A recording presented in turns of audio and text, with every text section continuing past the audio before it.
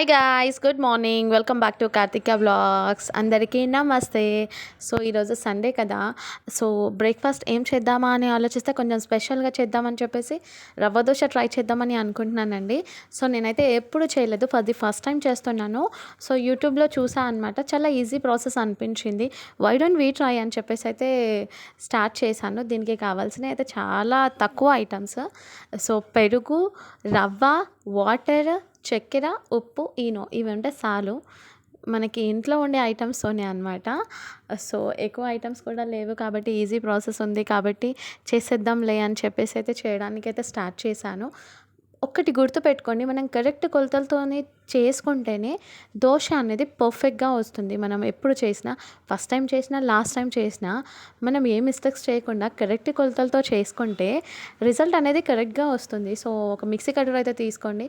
అందులో ఏ కప్తో అయితే మనం రవ్వ తీసుకుంటామో ఒక్క కప్పు రవ్వకి ఒక్క కప్పు పెరుగు, అలా ఒక కప్పు పెరుగుకి ఒక కప్పు వాటర్. ఏ కప్తో రవ్వ తీసుకుంటామో అదే కప్పుతో పెరుగు తీసుకోండి దాని నిండా, మళ్ళీ దాని నిండా వాటర్. అలా తీసుకుంటే మనకి కరెక్ట్గా సెట్ అవుతుంది అనమాట. 2 కప్పుల రవ్వ తీసుకుంటే 2 కప్పుల పెరుగు అలా తీసుకోవాలన్నమాట.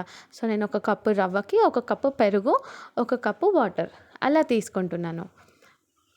సో అలా తీసుకుంటే మనకి బ్యాటర్ అనేది పర్ఫెక్ట్గా వస్తుంది. నేనైతే ఎప్పుడు ట్రై చేయలేదు, ఫస్ట్ టైం ట్రై చేస్తున్నా. ఎట్లా వస్తుందో నాకు కూడా తెలియదు, కాకపోతే చాలా ఎక్సైట్గా ఉన్నా. ఎందుకంటే ఇది దోశది కాదు కదా, రవ్వతో చేస్తున్నాం కాబట్టి. రవ్వతో చేస్తారు, ఇలా కూడా దోశలు వస్తాయని నాకు తెలియదు. So I'm very excited to do this process.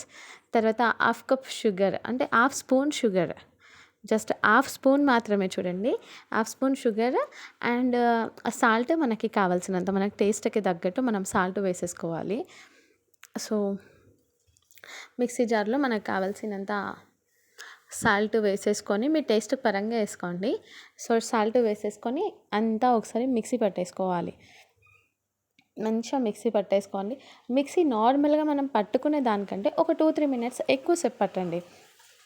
అలా పడితే ఏమవుతుంది అంటే, ఇది మనకి రవ్వతో చేస్తున్నాం కాబట్టి దోశ బ్యాటర్ కన్సిస్టెన్సీ రావాలి అంటే కొంచెం ఎక్కువసేపు పట్టాలి. ఒక 2-3 మినిట్స్ ఎక్కువసేపు పట్టండి. ఎక్కువసేపు పడితే మనకి పర్ఫెక్ట్గా దోశ బ్యాటర్ వచ్చేస్తుంది. చూడండి, నేను 2-3 మినిట్స్ ఎక్కువ పట్టాను కాబట్టి దోశ బ్యాటర్ అయితే వచ్చింది.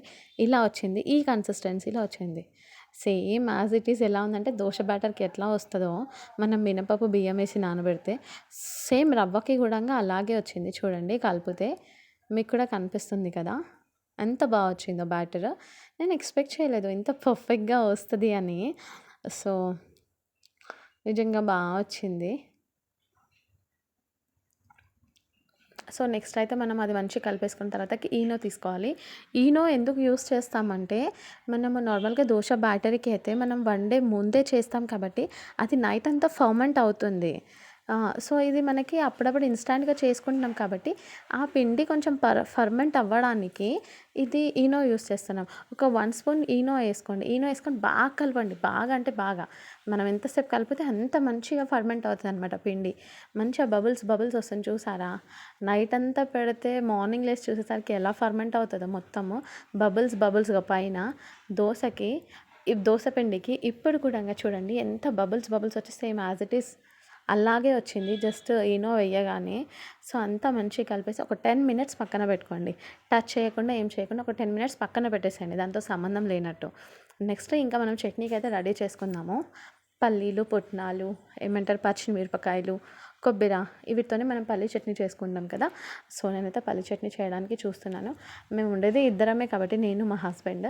సో మా ఇద్దరి కోసం అని చెప్పేసి నేను కొంచెమే చట్నీ చేస్తున్నాను. కొంచెమే దోశ బ్యాటర్ కూడా కొంచెమే చేశాను, 1 కప్పు కాబట్టి.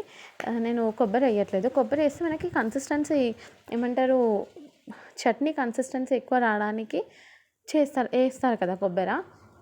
సో ఇంకొకటి ఏంటంటే, దగ్గర కొబ్బరి లేదు, అందుకే నేను ఈ 3 ఐటమ్స్తో చేశాను. మాకు సరిపోతుంది ఆ చట్నీ. సో చట్నీ పట్టేసాను. నెక్స్ట్ అయితే ఇంకా దోశ కోసంకి పెంక పెట్టుకున్నాను. ఎప్పుడైనా సరే హై ఫ్లేమ్లో పెట్టండి. పెంక పెట్టుకున్న తర్వాతకి పెట్టుకొని ఒకసారి పిండి పక్కన నుంచి తీసేసి 10 మినిట్స్ తర్వాతనే తీసి మంచిగా ఒకసారి కలిపేసి పెంక బాగా వేడెక్కాలండి. మంచిగా ఒక బట్టకి ఆయిల్ పెట్టేసుకొని మంచిగా దోశ పెంక అంతా నీట్గా తుడిచేసి మంచిగా బ్యాటర్ దోశలోకి వేసేసుకోవడమే, ఇంకేం లేదు. గుర్తుంచుకోండి, పెంక మాత్రం బాగా కాలాలి. కాలిన తర్వాతకి దోశ వేసేటప్పుడు మాత్రం చిన్నగా పెట్టుకోవాలి.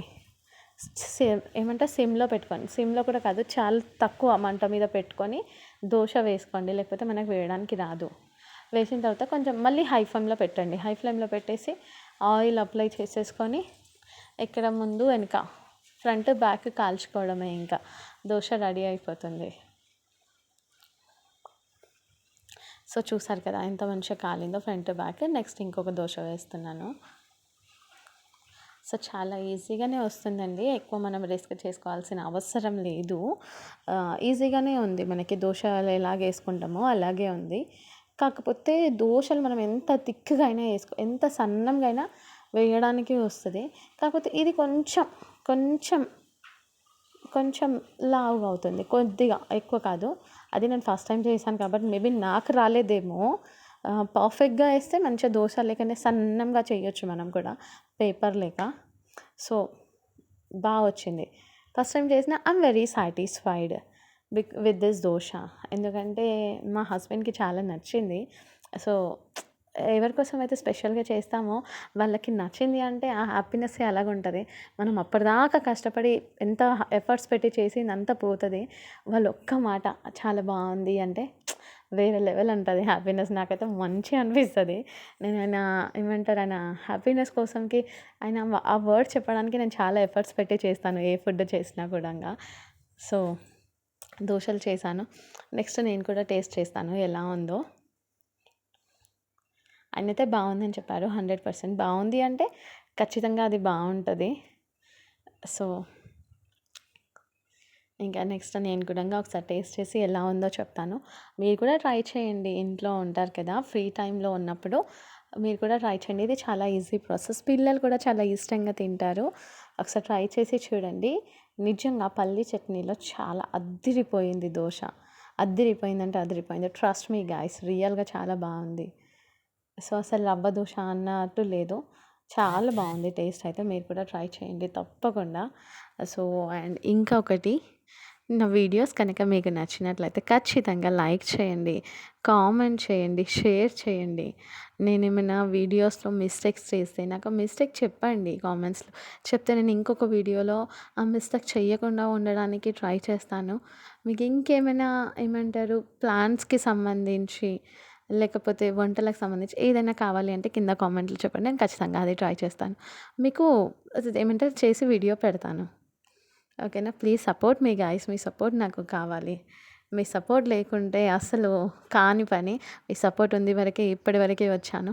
ఇంకా మీ సపోర్ట్ కావాలి నాకు. నిజంగా మీరు ఈ దోశ ట్రై చేయండి. నేను కావాల్సిన ఇంగ్రీడియంట్స్ అన్ని నేను కింద ప్రొవైడ్ చేస్తాను డిస్క్రిప్షన్ బాక్స్లో. Please support me guys. Bye.